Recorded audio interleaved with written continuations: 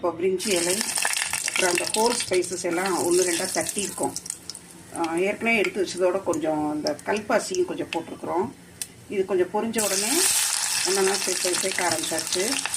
வெங்காயத்தை போட்டுடலாம். முதல்ல வெங்காயத்தை போட்டுடலாம். வெங்காயம் நல்லா கண்ணாடி பதத்துக்கு வதங்கினோடனே தக்காளியை சேர்த்துக்கலாம். தக்காளி ஓரளவுக்கு வதங்கினதுக்கு அப்புறம் வெந்தயக்கீரை சேர்க்கலாம். தக்காளி ஓரளவுக்கு வதங்கினோடனே இந்த மேத்தி லீவ்ஸை சேர்த்துடலாம். இதையும் சேர்த்து கொஞ்சம் நல்லா வதக்கணும். இஞ்சி பூண்டு பேஸ்ட் அது ஒரு ஸ்பூன் அளவுக்கு சேர்த்துடலாம். கொஞ்சம் மஞ்சத்தூள், மிளகாத்தூள் அடுத்து சேர்க்கலாம்.